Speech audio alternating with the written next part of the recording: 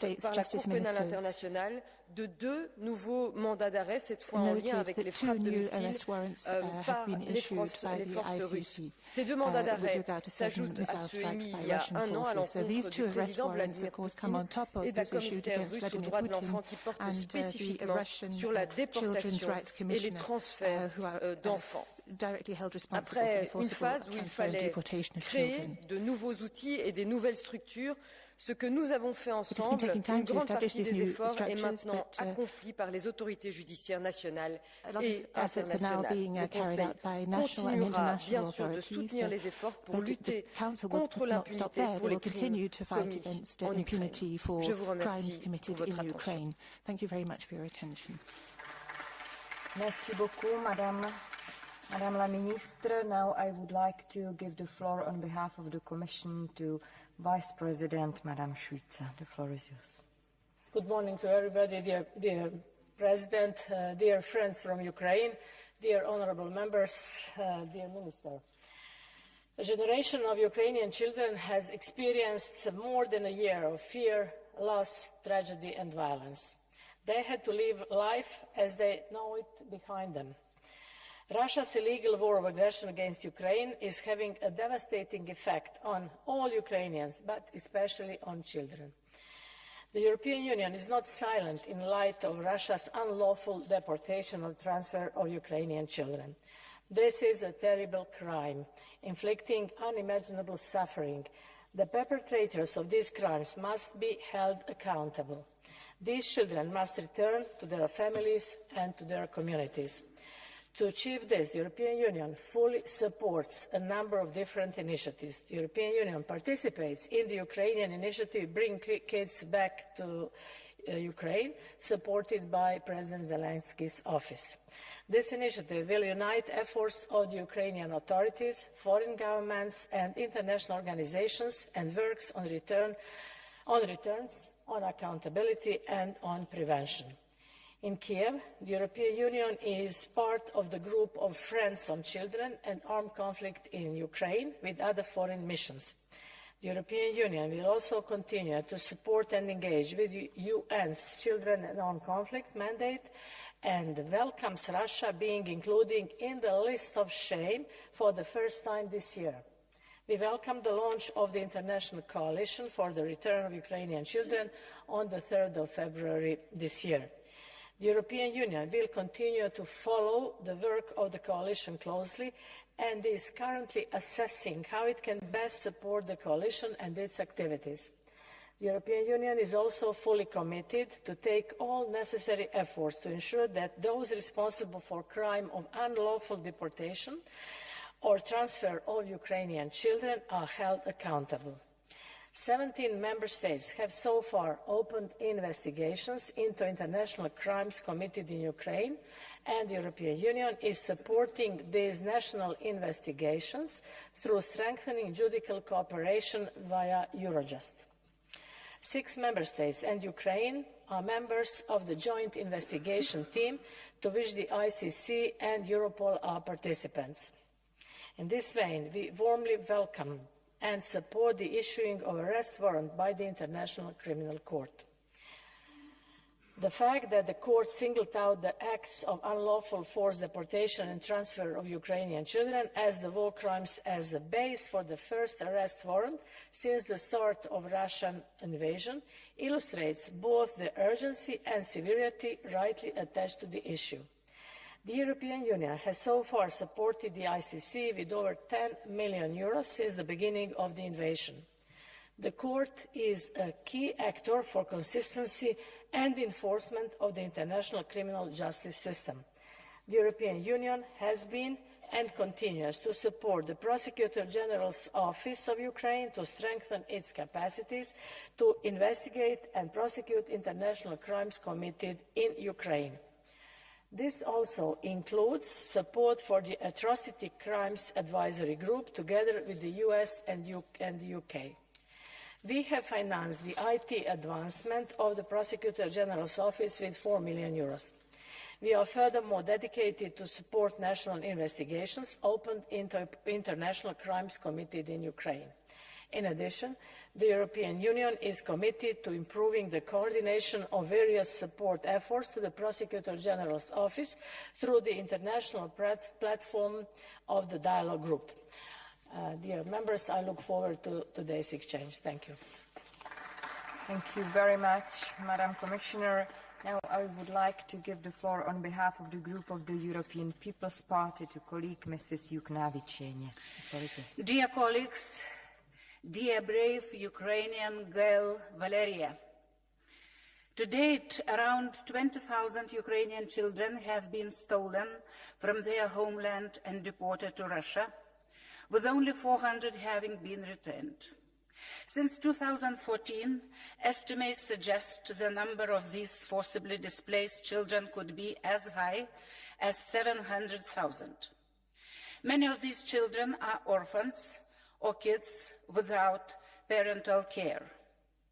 Deportation, a war crime under the Rome Statute and the Fourth Geneva Convention, is being used as a weapon against the most vulnerable. The goal of this merciless policy is as clear as it is cruel: to erase the Ukrainian identity of these children and Russify them.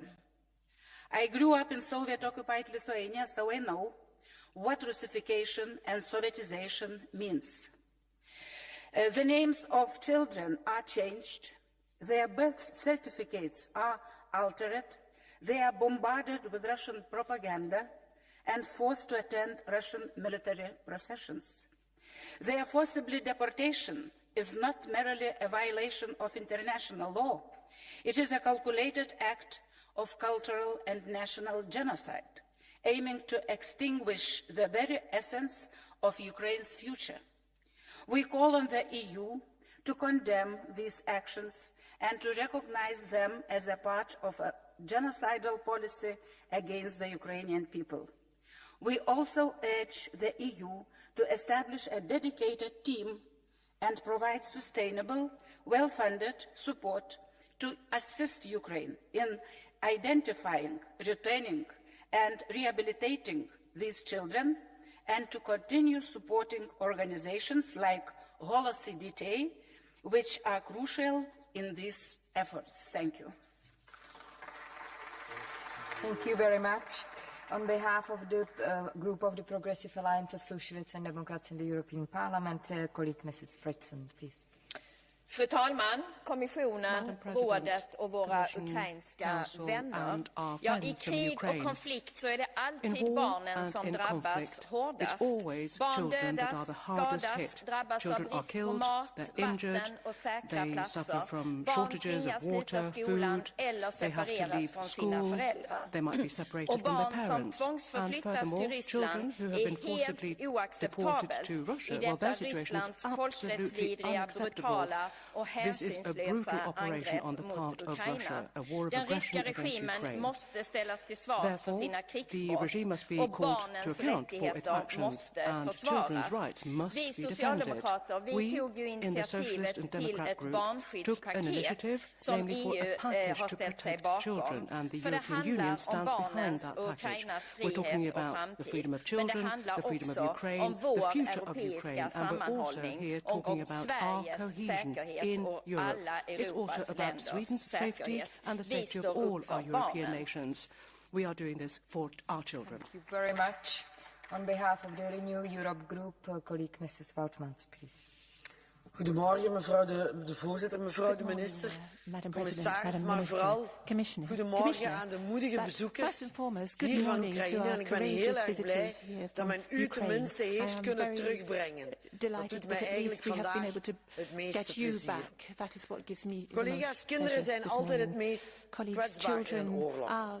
En dat Rusland nu meer dan 20.000 onschuldige kinderen uit Oekraïne heeft gedeporteerd is walgelijk en misdadig. En waarschijnlijk zijn het er nog veel meer. Ik hoorde mevrouw zeggen 750.000. Dat is eigenlijk hallucinant. En als moeder van 2 kinderen vraag ik mij af, wat zou ik nu doen als dat mijn kinderen zijn? Als het mijn zoon is, als het mijn dochter is. En als je dan denkt dat Rusland die kinderen in heropvoedingskampen dwingt that Russia is forcing those children into re-education camps to Russify them and rob them of their identity. Let's not despise the truth. These are war crimes and they have to be punished. As co-chair of the Intergroup for Children's Rights, there are 2 points I want to stress. As soon as possible, we have to get those children back where they belong, back home, with their parents in Ukraine. Secondly, we have to do everything we can to go after those war criminals and punish them. Thank you. On behalf of the group of the Greens European Free Alliance, colleague Mrs. von Kramon-Taubadel, please. Frau Präsidentin, Frau Kommissarin, Vertreter des Rates, Valeria, Natalia, Andrei und Olga. Ilja war erst 9 Jahre alt, als eine russische Granate seine Mutter vor seinen Augen tötete. Ilja selbst wurde schwer am Bein verwundet. Russische Soldaten brachten ihn in ein Krankenhaus, operierten ihn ohne Anästhesie. Seine Ärzte zwangen ihn, Russland und nicht die Ukraine zu loben. Sascha, 11, flehte die russischen Soldaten an, ihn nicht von seiner Mutter zu trennen, vergeblich. Sascha wurde in ein Filtrationslager gezwungen, seine ukrainische Identität auszulöschen. Kira, 14, versteckte sich in unterirdischen Bunkern, bevor sie von russischen Soldaten gefangen genommen wurde, gezwungen wurde, in einem russischen Haushalt zu leben. Ilja, Sascha und Kira können sich eigentlich glücklich schätzen. Ihr Schicksal wurde bekannt. Sie konnten gerettet werden. Sie sind nur einige der über 20.000 ukrainischen Kinder, die von Russland entführt und in Umerziehungslager oder russische Haushalte gezwungen wurden, oft weit entfernt in Sibirien. Putins oberste Kinderentführerin, Frau Lvova-Belova, rühmte sich sogar, 700.000 ukrainische Kinder gerettet zu haben. Glücklicherweise steht diese Dame jetzt auf der Fahndungsliste des Internationalen Strafgerichtshofs zusammen mit ihrem Chef. Russland tötet Eltern, entführt ihre Kinder und steckt sie in Programme zur Gehirnwäsche. Der teuflische Plan besteht darin, die ukrainische Identität zu vernichten und die Zukunft der Ukraine zu zerstören. Und genau das ist die Definition von Völkermord im Wörterbuch. An der Seite der Ukraine zu stehen, bedeutet an der Seite der zahllosen Kinder zu stehen, die eine Chance verdienen, ihre Familien zu sehen und eine Chance, Ukrainerinnen und Ukrainer zu bleiben. Thank you very much. On behalf of the European Conservatives and Reformist Group, colleague Mrs. Wiśniewska, please. Pani Przewodnicząca, Szanowni Państwo, drodzy przedstawiciele ukraińskiego narodu, pochylamy się dziś nad tragedią tysięcy ukraińskich dzieci. Tysiące dzieci zostało brutalnie odebranych swoim rodzinom i wywiezionych w głąb Rosji. Działania te mają charakter systemowy i prowadzone są na dużą skalę. Rosja celowo zrywa wszelkie więzi, jakie mają dzieci ze swoją ojczyzną. Uczy się je kłamstw o rosyjskiej agresji na Ukrainę, oddawane są do nielegalnej adopcji, likwiduje się ich akta osobowe. Wymazuje się ich ukraińską tożsamość. Przymusowe przesiedlenia ukraińskich dzieci do Rosji są zbrodnią wojenną, noszącą znamiona ludobójstwa. To jedna z najbardziej cynicznych zbrodni reżimu Putina. Ta dramatyczna sytuacja nie może zostać bez odpowiedzi. Międzynarodowy Trybunał Karny wystawił nakazy aresztowania dla prezydenta Putina oraz rosyjskiej komisarz do spraw praw dzieci Marii Lwowej-Białowej, między innymi za rolę w tej zbrodni. Ale reżim Putina w całości musi odpowiedzieć za te zbrodnie. I dlatego powinniśmy nałożyć embargo również na żywność z Rosji, żeby nie wykorzystywane właśnie były te sytuacje handlowe do tego, żeby uwiarygodniać takie zbrodnie, o jakiej dzisiaj mówimy. Musimy działać razem, by zakończyć ten koszmar i zapewnić ochronę ukraińskich dzieci. Ten haniebny atak musi zostać potępiony przez społeczność międzynarodową i mam nadzieję, że względem Rosji zostaną zastosowane dotkliwe i skuteczne sankcje. Oprócz wzruszeń i unoszenia się potrzeba realnych działań. Thank you very much. On behalf of the Identity and Democracy Group, Mr. Madison, please. Madam President, dear colleagues, and dear our Ukrainian friends in the chamber who are visiting us here. First of all, we are very, very sorry for all Ukrainian children and families who have lost their kids for the Russians and who are kidnapped or forcibly deported to Russia. I would like to mention, because I have a few minutes here left, to mention some kind of statements of the Russian propaganda, what we have heard for the last 2 years. And I'm afraid that there are very many people in Europe and maybe few people in this chamber who also are believing this kind of propaganda. You have heard probably in the TV channels or in the social media that the Russians are actually protecting those kids because they are taking them away from the war zone and keeping them alive and safe on the Russian side. And that's why they're like the real heroes and saviors, and we should be very thankful for the Russians that they are taking those kids from the Ukrainian side to the Russian side. But the problem with the Russian propaganda is that there are normally like 5% something truth, and 95% of this is absolutely false as a fake news. And it's also one of the fake news. So it means that for the Russian propaganda is that you are attacking the neighborhood country, you are killing them, you're trying to occupy them, or you try to force them to do whatever you want they have to do. And then you say that, okay, but I will take those kids, thousands of kids on the Russian side because we are the saviors. So we are the good guys actually here. So, and there are people who are really believing these kind of things. The second thing about the mentality of Russia, and it's nothing new that they are deporting the people. So I think if somebody is surprised, in this house, because we should have one of the highest knowledge of the information above the Europeans. There's nothing new of the Russians that they are deporting the people on the Russian side. That's the old tactic. I would like to remind you, in about 10 days, there is an anniversary of the mass deportation from the Baltic countries. It will be 75 years when almost 100,000 people were forcibly deported to Siberia, to Russia, and very many of them died there. And the Russian propaganda they're still saying today that actually it didn't happen. And if it happened, actually they were the bad people. They were the capitalists who are too rich and they're taking money away from the poor people. But the fact is that 80% of them were kids and women. So I really don't believe that the kids and women are really the capitalists who are like the labor people are forcing to the job. So it's an old tactic for the lying and using the propaganda. And the problem, of course, here is now that we are doing too less and too late. I was listening very carefully also to Madame from the Council, and it's very beautiful and nice that we are opening all investigations. Yes, we are putting the legal procedures forward. It's great. Yesterday, I hope that you have watched this already. Yesterday I was watching again the best documentary movie this year, 20 Days in Mariupol. I don't know how many of you have seen this. If you haven't seen this, you have to watch this. You have to watch this. And the problem is that all the world is seeing, they're killing the small kids. They're destroying the city. We're watching on the news, and then we're saying that, yes, but we have to open an investigation, by the way. We have to take legal steps. The problem is that we are taking too little steps to give the military aid to win the war, to really push back those Russians who are the real guilty and who are doing this kind of war crimes. That's the only solution to end this war and help kids. Thank you so much. Thank you very much. Next speaker, Mr. De Graaf. Please.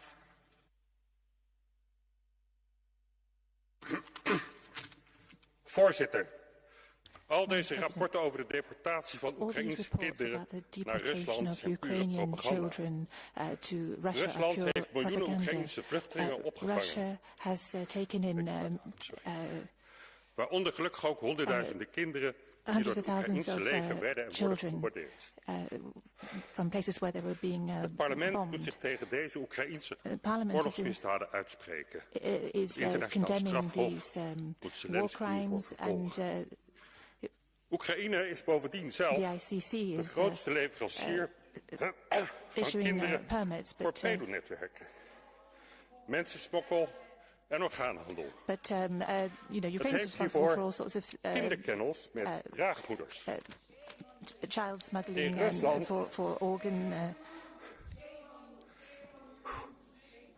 In Rusland krijgen kinderen een traditionele opvoeding en opleiding. In het Westen krijgen ze transgender-indoctrinatie, hormoonblokkers en genitale verminking. De hypocrisie is hemeltergend. Het Westen moet ophouden met deze oorlogshitserij. Next speaker. Can I invite Madame Shoidrova, please?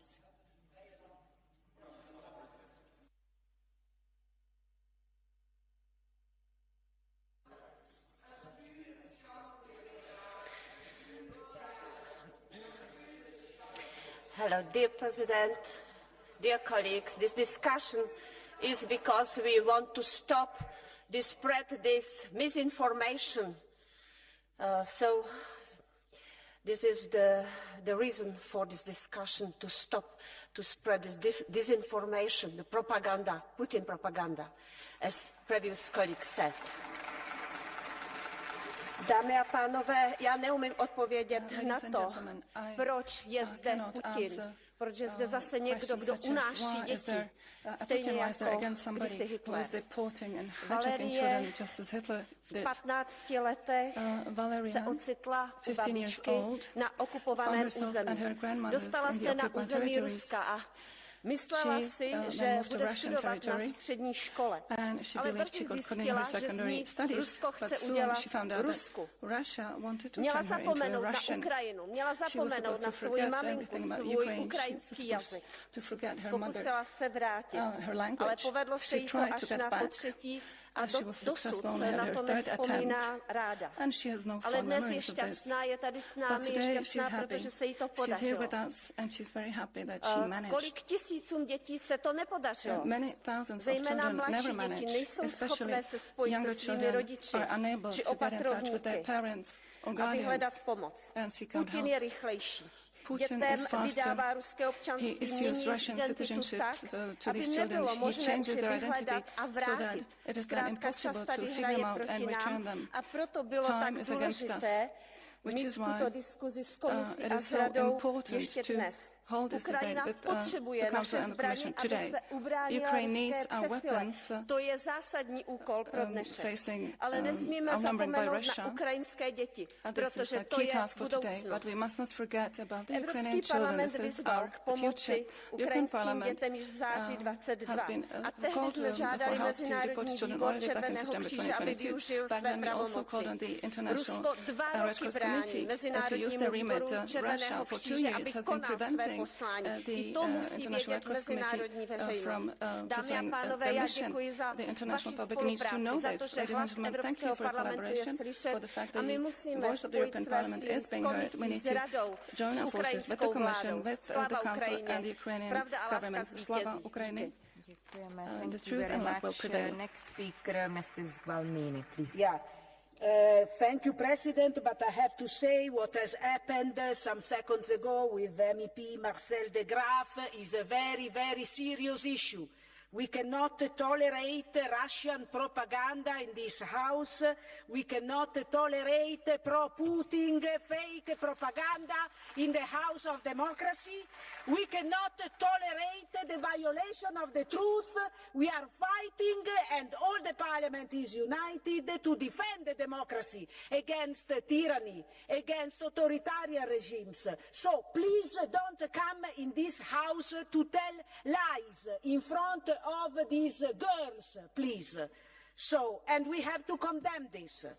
So, care ragazze, I'm sorry for what has happened. I shift to Italian. La ferocia di un tiranno si misura col comportamento, col comportamento verso le persone più fragili, i bambini prima di tutto, rubati ai genitori dall'Ucraina, strappati con la forza nei convitti, deportati in campi di rieducazione, costretti a diventare cittadini russi. Siamo arrivati alla cancellazione dell'identità ucraina, all'annientamento della cultura, delle origini, della propria storia, delle proprie radici. E questa è la forma più odiosa di totalitarismo. 20.000 deportati da Mosca in Russia e in Bielorussia. È imperativo che condanniamo chi commette questi crimini di guerra. Ripetiamolo, è Vladimir Putin il responsabile. Ripetiamolo, è Vladimir Putin. Deve andare di fronte alla Corte Penale Internazionale. L'indottrinamento, il lavaggio del cervello, la propaganda finta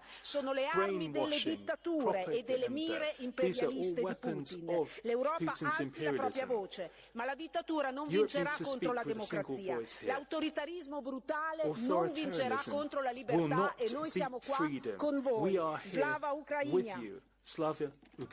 Thank you. Thank you very much. Next speaker, colleague Mrs. Renzema, please.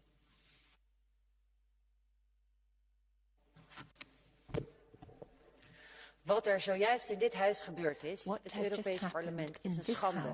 Europarlementariër Marcel de Graaf heeft hier propaganda van een ongekende orde over ons uitgesproken. Ik vraag me oprecht af wie betaalt Marcel de Graaf voor deze Russische propaganda. Mr. de Graaf to say these things.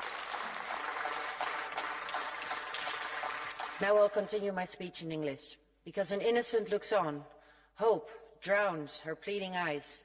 The endless pain of wars. Please end this war, she cries. And when I think about all the children forcibly deported as a mother, my heart cries. I saw those who paid the price with evil all around them. I come here to call for more sanctions, and we must understand the extent of a state-backed network from both Russia and Belarus, and we must find and punish those criminals. There are at least a dozen state officials who have been identified, but not sanctioned yet. And what about the foster families in Russia who are receiving the displaced minors? Sanctions as well. What about the children whose pleading eyes cry, please bring me home? Are we doing enough? We cannot go back to sleep. It will haunt us. We must be awakened. Oh, children, turn back. You're only young once. Thank you very much. Next colleague, Mr. Roper, please. Ačiū pirmininkė, gerbiama ministrė, komisarė, kolegos, mėly ukrainiečiai. Europa neturi teisės nuvilti Ukrainos vaikų. Ilgus metus pirkdami Rusijos išgaunamus resursus, mes stiprinome Putino įtaką. Žiūrėjome pro pirštus į jo daromus nusikaltimus. Jei reaguodavome, atsakas buvo trumpalaikis ir mažai paveikus. Tai leido Putinui galvoti, kad jis gali žengti toliau. Negebėdami susitarti ir net vykdyti Ukrainai duotus pažadus, mes ir toliau nuvilėme ukrainiečius, kurie žūsta nuo Rusijos raketų. Mes nuvilėme daug tėvų, kurių gyvybių nesugebėjome apsaugoti. Kremlius tiesia rankas link artimųjų netekusių vaikų. Kyla klausimas, ar ir vėl užsimerksime. Ir vėl paskęsime diskusijose. Rusija supranta tik jėgos kalbą. Padarykime viską čia ir dabar, kad Rusija pralaimėtų šitą karą. Nes tik tokiu atveju vaikai galės grįžti namo. Nenuvilkime jų.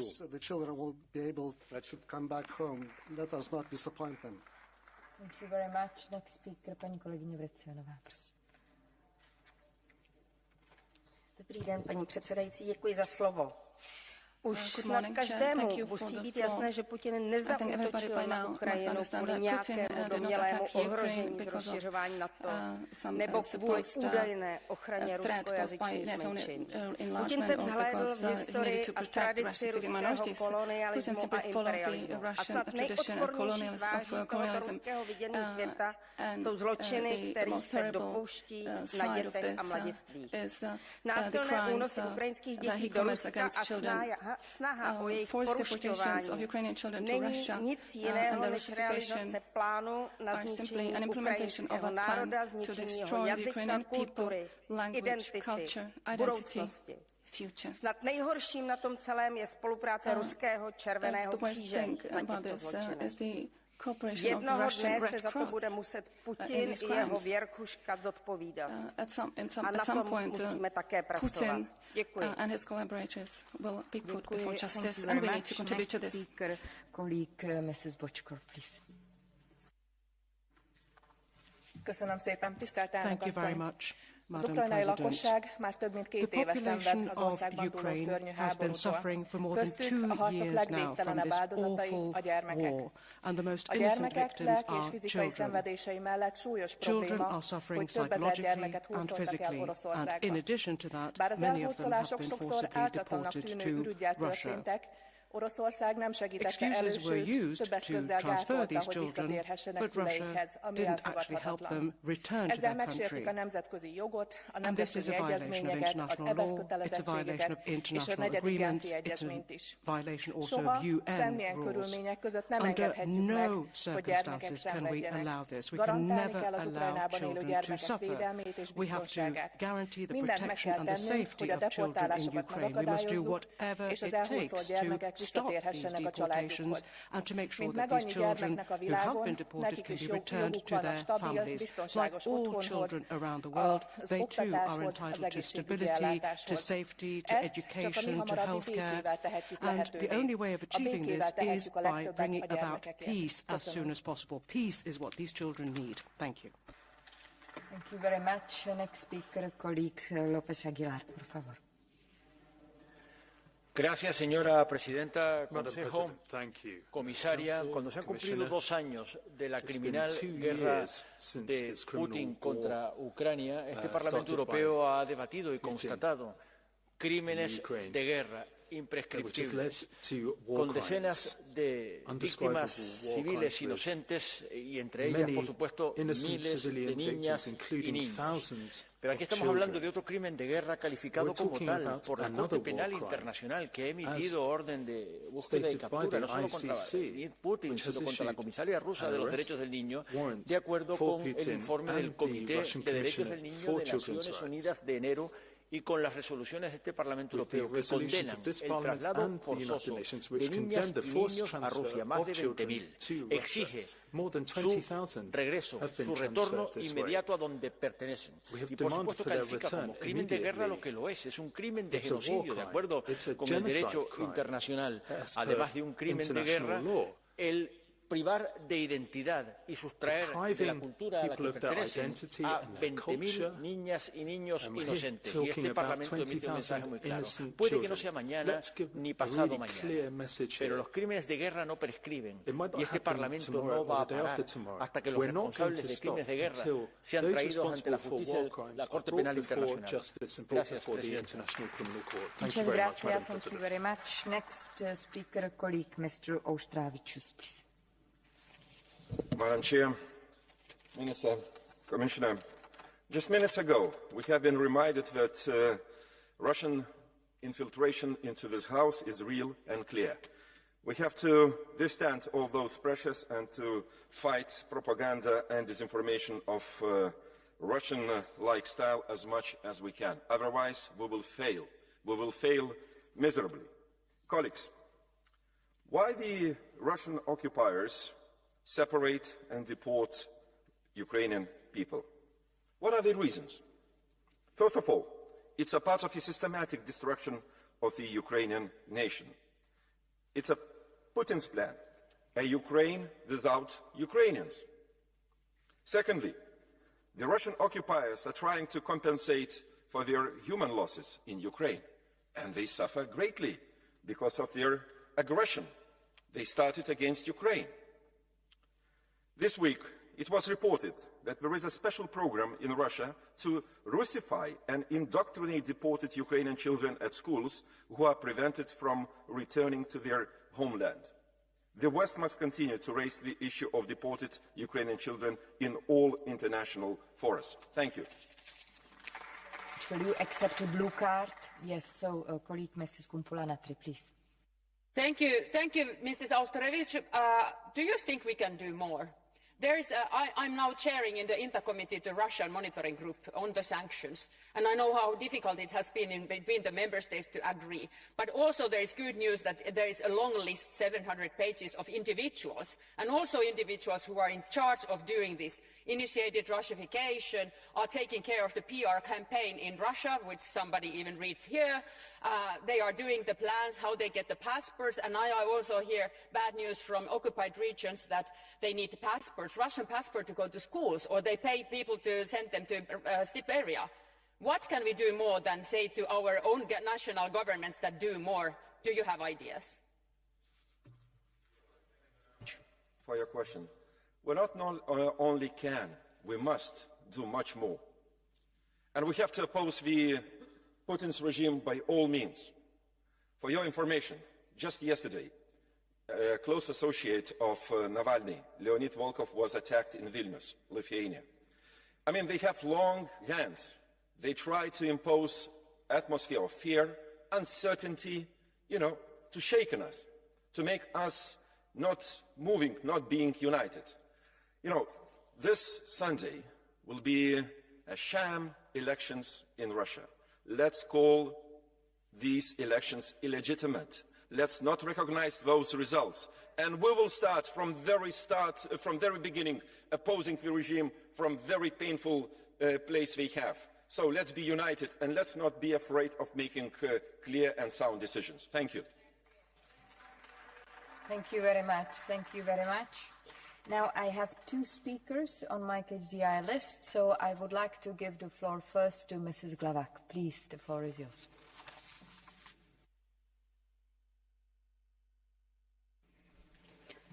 Hvala vam lijepa, kolegice I kolege. Brojna su djetinjstva uništena. Djeca se koriste kao sredstva pritiska ili ratni trofeji. A što se događa ovdje? Pred našim očima u Europskom parlamentu ruski agitatori šire neistine I propagandu. Mi moramo pokazati da smo ujedinjeni, da smo na pravoj strani povijesti I da smo na strani nevinih. Na strani nevinih onih 20.000 djece koje su deportirana, a samo ih je 388 vraćeno. Tako masivno preseljenje Ukrajinske djece, kršenje normi međunarodnog humanitarnog prava, a čuli smo, Rusija ga provodi isključivo u svrhu njihove daljnje rusifikacije, brisanja nacionalnog identiteta I transformacije njihove ukrajinske svijesti u rusku svijest. Oni žele ruski svet. Nemojte to nikada zaboraviti, a u našem okruženju događa se nešto slično. Kolegice I kolege, djecu koriste kao štit. Oni su najobičnije kukavice. A što je nama činiti? Dobar je ovo korak. Međutim, moramo biti snažni I moramo biti jači. Moramo odmah zatražiti da se svi slučajevi prisilnih nestanaka istraže, a odgovorni odgovaraju za ono što su učinili, a to su ratni zločini. Hvala lijepa. Thank you very much. Now, next speaker, colleague Mrs. Kumpula-Natri, please. Thank you, Chair.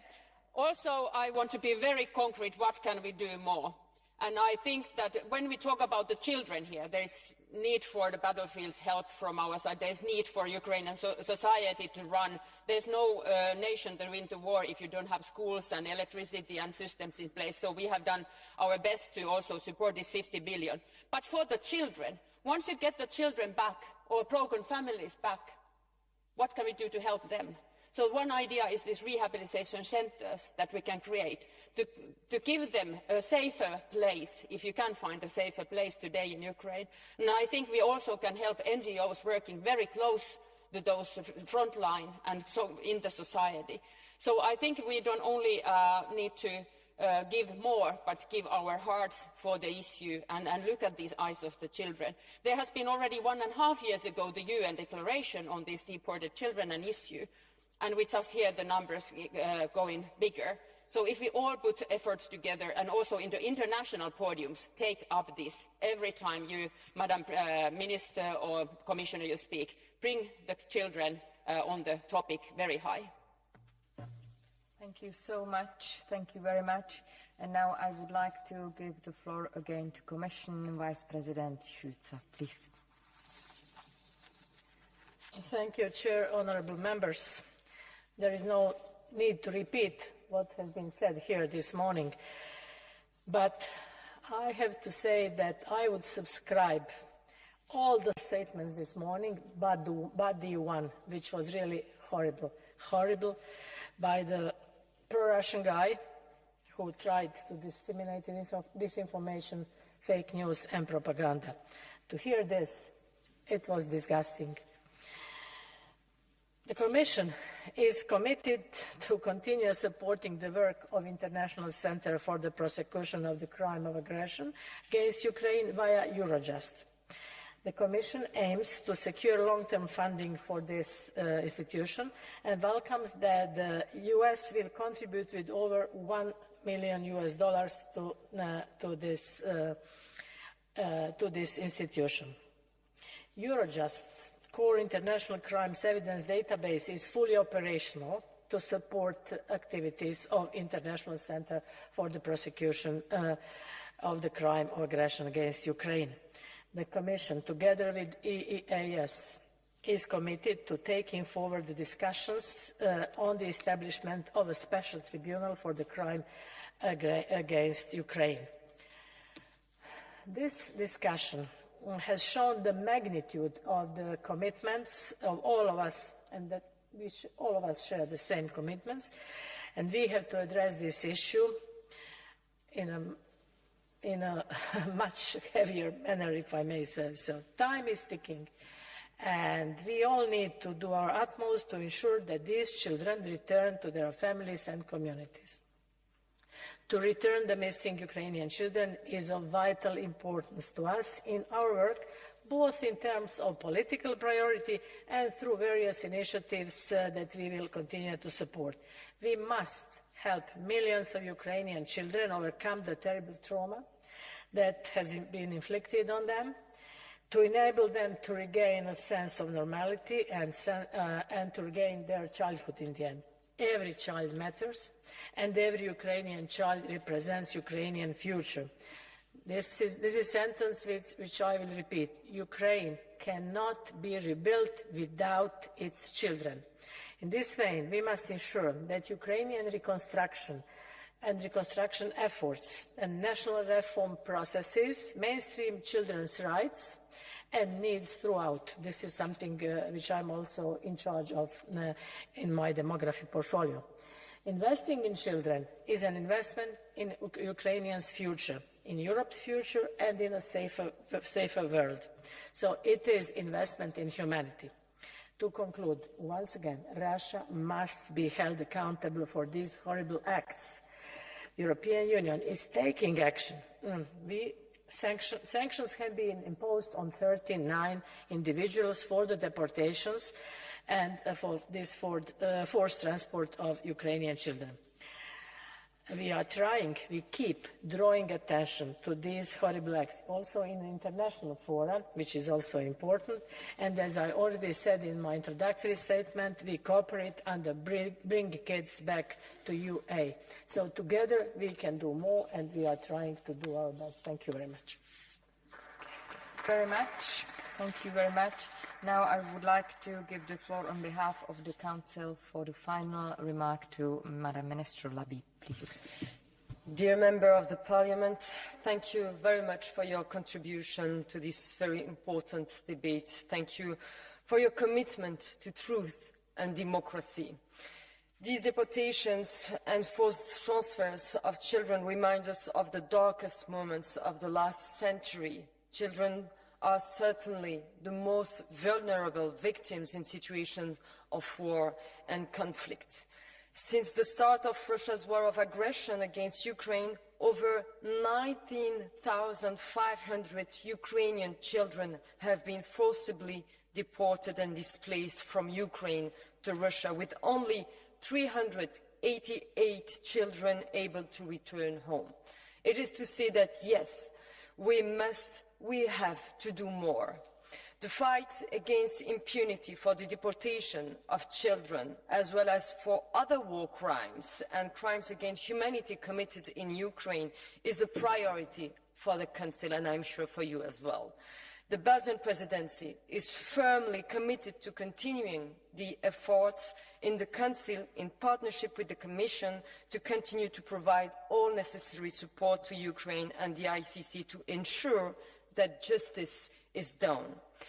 And as Commissioner Suica has just mentioned, in addition to the 4 arrest warrants issued, including one against Putin, sanctions have been taken against 39 people linked to these kidnapping and deportations, and we will continue to investigate and to try our best to take back home many children as we can. Thank you very much for your attention. And we thank you, Madam Minister. Thank you very much. So with this, I will close the debate. We will move to the next item on the agenda, Commission Statement, Creation of a European Initiative for an Annual Designation of European Capitals for Children. I would like to inform members that there will be only one round of political group speakers, therefore no KHDI procedure and no blue card will be accepted. And I would like to give the floor again to Commissioner Vice President Šuica, please. Thank you, Chair. Honourable members, I want to thank you for presenting this initiative. Working on democracy and demography, we have the word demos, meaning people. Our work in the European Commission also signifies taking into account the views of all generations in our democracy. When it comes to children, I want to make the point that they are our agents of change. Throughout my mandate, children have made it clear to me that they are engaged citizens and eager to participate in their democracy. Equally, making children's rights a reality in all dimensions must take place at all levels of governance. This includes the local level, the cities, the regions. This is where we can see how we can make a difference in children's daily lives. The European Union continues to put children's rights at the heart of its efforts. Just 3 years after its adoption, the Commission has delivered on the commitments to turn the strategy on the rights of the child into action. It is about empowering local and regional actors to cover all dimensions of children's rights, everything from health and social inclusion to services and protection against violence. I would like to single out one key issue that we have collectively tried to address together throughout this mandate, and it is child poverty. In the European Union, 1 in 5 children is affected by poverty and socio-economic exclusion. Many of these children live in cities. It's not only in rural areas. When it comes to the implementation of the European Child Guarantee, our key instrument to tackle child poverty, cities play a crucial role in delivery of services such as early childhood education and care, education including school-based activities and healthy lunches, and also housing, which is a key problem in Europe nowadays. So it is essential to continue investing in children. It is essential to fully implement the European Child Guarantee also in the next mandate. Child poverty in the European Union must be eradicated once and for all. Cities are key actors in democracy. The participation of children in political and democratic life is a right. It is also a necessity to make our democracies more resilient from within. It's not only from outside. So children want and they have the rights to be included in developing solutions to their problems. They want to be involved in decisions at home, at school, in their cities, regions, countries, but also at the European level. That is why we have launched the European Union Children's Participation Platform, together with children, civil society organisations and the European Parliament. I also want to thank Intergroup for Children because we really cooperate very good. This is very good collaboration. We therefore learned about your initiative to establish European Capital for Children with Interest. In this vein, we also need to recall that any initiative involving children needs to be comprehensive. As you are probably aware, similar ideas have been developed at the European Union level, for example, the very successful European Capital of Culture, European Capital of Democracy. The European Capitals of Inclusion and Diversity Award also recognises the role that cities and local authorities play in fostering diversity and inclusion. The objectives that you set out with this initiative are at the heart of some existing funding schemes. The European Commission Citizens' Equality, Rights and Values Programme fosters children's engagement and participation. It also supports citizens' engagement and participation in the policy-making process. Civil society and international organisations have developed initiatives that aim at supporting cities in becoming more attuned to children's needs and empowering children in voicing their ideas. For example, a child-friendly city initiative has been led by UNICEF with the UN Convention on the Rights of the Child since 1996. All these initiatives require a thorough and complex process of preparation and management. This would also require exploring all existing mechanisms which could already support such an initiative of European Capital of Children. I will end now here, listen to your remarks, and then in the end I will express our position. Thank you. We thank you, Madam Commissioner, and now I would like to give the floor on behalf of the EPP Group, Mrs. Verheyen, please. Vielen Dank. Zunächst einmal möchte ich mich bei den vielen Unterstützerinnen und Unterstützern für diese Initiative bedanken. Zum Beispiel bei der Präsidentin Roberta Metsola, die vom ersten Moment an sehr positiv war, bei den beiden Vizepräsidentinnen Gabriele Bischof und Eva Kovac, die sehr unterstützend an dieser Initiative beteiligt waren, sowie bei den Initiatoren dieser Initiative. Denn ich glaube, ohne die Initiative von Menschen vor Ort, von Menschen auf der lokalen Ebene, sind viele Aktionen in dieser Form nicht möglich. Kinder als die jüngsten Mitglieder unserer Gesellschaft sind nicht nur unsere Zukunft, sondern auch unsere Gegenwart. Ihre Gedanken, Ideen und Bedürfnisse sind von unschätzbarem Wert. Ihr Wohlergehen, ihre Bildung und Teilhabe sind entscheidend für die Entwicklung einer gerechten und nachhaltigen Gesellschaft. Kinder dürfen nicht bloß passive Empfänger von Entscheidungen sein, vielmehr ist es unabdingbar, ihre Stimme zu hören und ihre Ansichten ernst zu nehmen.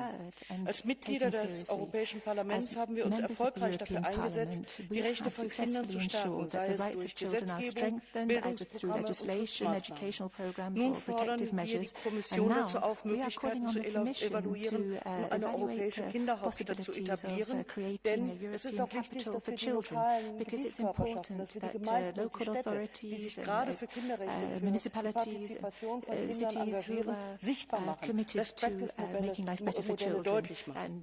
Eine solche Kinderhauptstadt würde den Kindern neben der EU-Children's Participation Plattform eine physische Plattform bieten, um ihre Anliegen zu äußern und Ideen zu teilen. Darüber hinaus hätten sie die Möglichkeit, die EU-Spielwelt kennenzulernen und Demokratie hautnah zu erleben. Dies würde nicht nur ihr Selbstvertrauen stärken, sondern auch ihr Verständnis für Demokratie und die EU fördern. Durch die Begegnungsmöglichkeiten von Kindern aus verschiedenen Ländern und Hintergründen könnten schon in jungen Jahren das interkulturelle Verständnis gefördert werden, was Grundlage für ein friedliches und harmonisches Zusammenleben in der EU ist.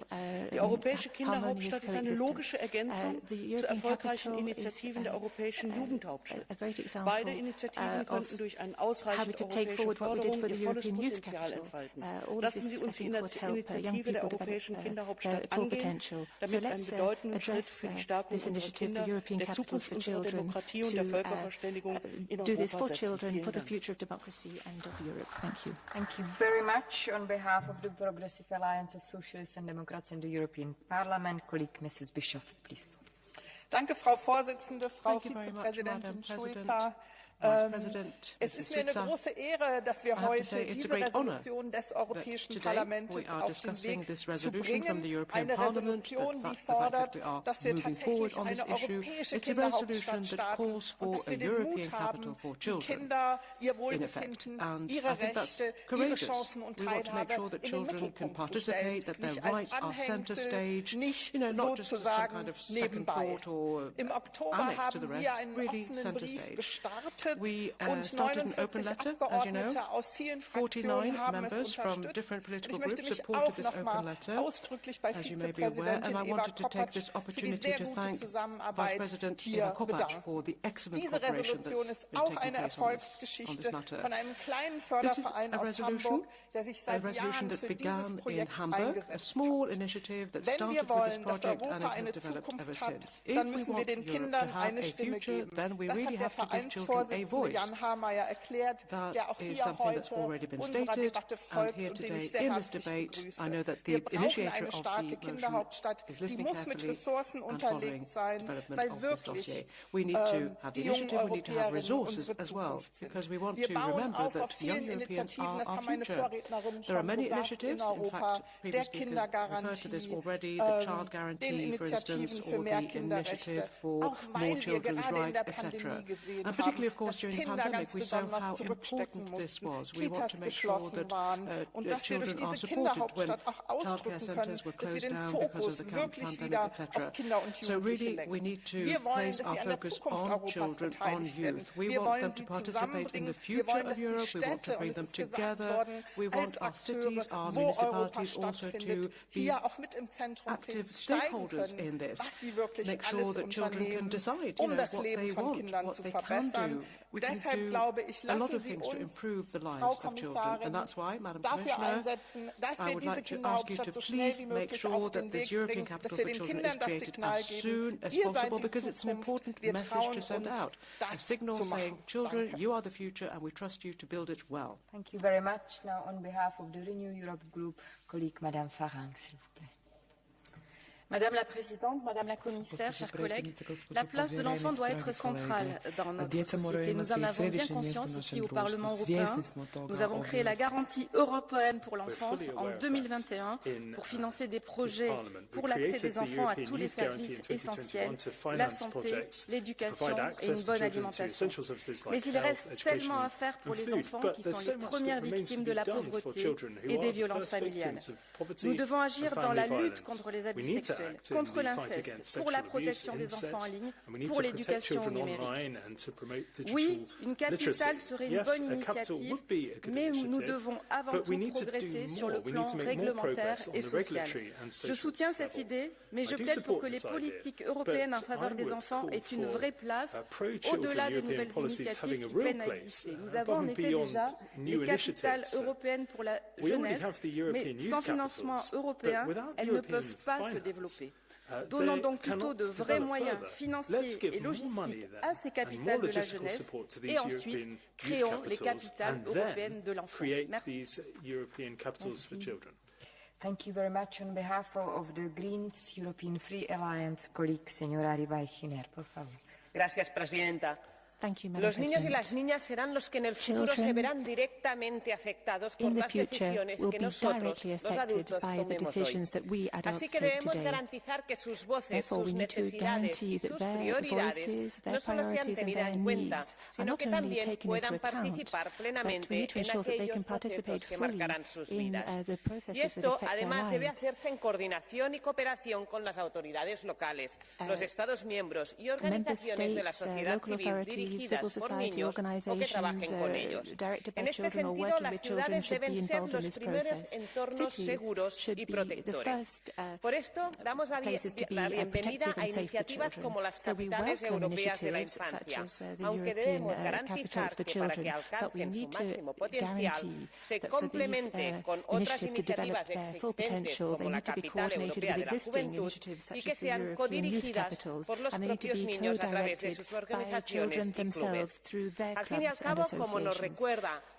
Finally, todas las personas mayores fueron al principio niños, aunque pocas de ellas lo recuerden. Even though few of them remember that. Thank you. Yes, now on behalf of the European Conservatives and Reformist Group, Mr. Slavakov, please.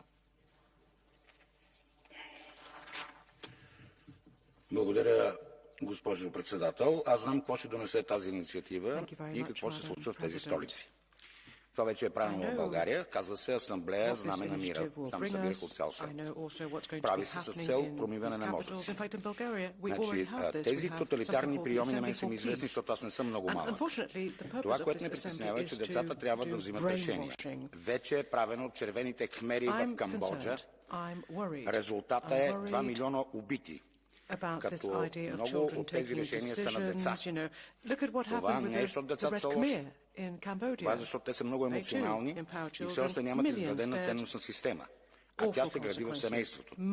И освен това, какво означава децата да се образоват като европейски граждани? Те са първо граждани на собствените си държави, после са европейски граждани, жители на земята и обитатели на слънчевата система. В крайна сметка, столицата на децата ще бъде поредното безсмислено прахосване на пари и то най-вече за сметка на държавите. Благодаря.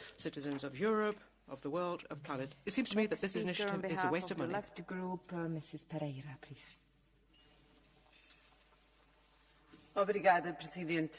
À designação anual das capitais europeias da criança deveriam corresponder medidas concretas que fizessem cumprir o objetivo de erradicar a pobreza e exclusão social infantil, criando condições de igualdade de oportunidades para que todas as crianças possam ter um desenvolvimento integral, equilibrado e saudável.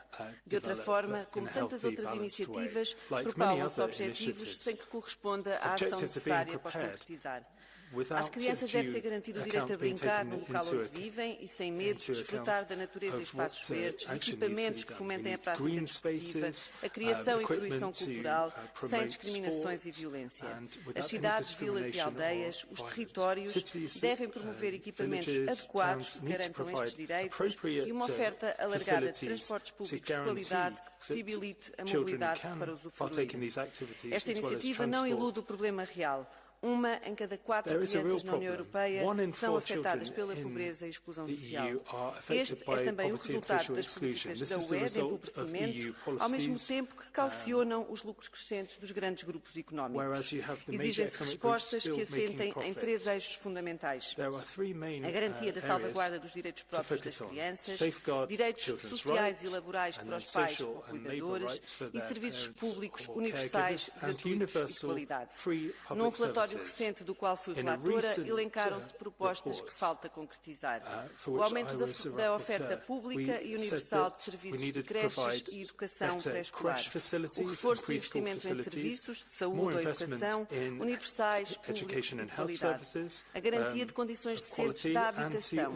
O acesso a uma nutrição equilibrada ou a transportes acessíveis. A conexão entre a concretização dos direitos das crianças e a efetivação dos direitos dos seus pais, nomeadamente através da defesa do trabalho com direitos e com salários justos, bem como do acesso aos direitos parentais, incluindo o direito à amamentação.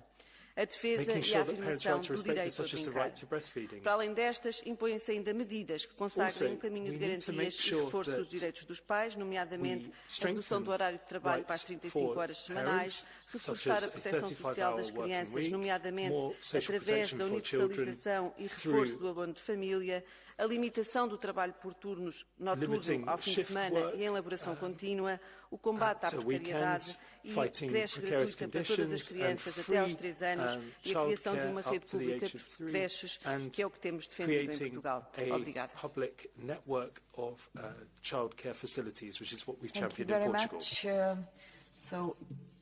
It ends the debate, and now I would like to give the floor back to Commission Vice President Šuica, please. Thank you, Chair. Thank you, dear honourable members. I have listened attentively to your remarks, and thank you for your visions and for your proposal. I can agree that we have to give children a voice. As a preliminary draft assessment, the Commission believes that such initiative would require analysis, preparation, building on existing initiatives and already available funding schemes in close consultation with all relevant stakeholders. But coordination is necessary. These stakeholders would include, I will repeat, international organizations such as UNICEF and key child rights organizations. The provisions and safeguards of the UN Convention on the Rights of the Child will need to underpin this proposal with the best interests of the child at the centre. It is also important to consult local and regional stakeholders, and especially children themselves, on their priorities, on their needs, which could be broader than this specific initiative. Joining forces is key to make a change in children's lives, together with the European Parliament, with Member States, local authorities, international and civil society organizations, practitioners, the whole society and children themselves. In this vein, I also want to thank this House for your engagement and partnership in making the European Union strategy on the rights of the child and the European Child Guarantee a reality for every child. At this stage, we take good note of welcoming and underlying principles and the importance of embedding children's rights in local realities. We also note that this initiative seems to be at the preliminary reflection stage. To conclude, we therefore invite you to analyse this proposal in more details, taking into account existing initiatives and mechanisms. We will evaluate your proposal And I have to tell you, on personal note, when I was a mayor back in 2000, at that time, I established Children's City Council, so children could elect or select their own mayor. Because we know that democracy starts at a very early stage. You might have noticed that we adopted in the European Commission Defense of Democracy package, which was announced by President von der Leyen in this House. Today, that we have to defend democracy, it's obvious, unfortunately. So where do we start? We have to defend democracy from within. It's not only about disinformation and something which comes from different third countries. It's also within, we have to make our children be literate to differentiate between what is fake and what is lie, what is true, what is disinformation, what is genuine information. So we have to start from a very early stage, and this is what we are proposing. So this is very important, and we established Children Participation Platform, which is now operational, so children can express their views there. So I think that this is very important. If I see Madam Bishop here, remembering Future of Europe. You know that we incorporated 1/3 of youngsters into this exercise, and youngsters for us were 16, who are still children, from 16 to 25 years old. So we know when we talk about Future of Europe, we talk about their future. So how can you talk about them without them? And we want to have them in. So I think this initiative is good, excellent. It's always about resources. So let's see how we can join forces and how we can find resources. So at this stage we take good note, but it doesn't mean that we cannot develop this initiative in the next mandate. Thank you very much for this initiative, and let's stay in touch. And we thank you, Madam Commissioner. I have received one motion for resolution to wind up this debate. The debate is closed, and the vote will be held tomorrow. Now the sitting is suspended for a few minutes, and it will resume at 10:30 with the debate with Prime Minister of Finland. Thank you very much.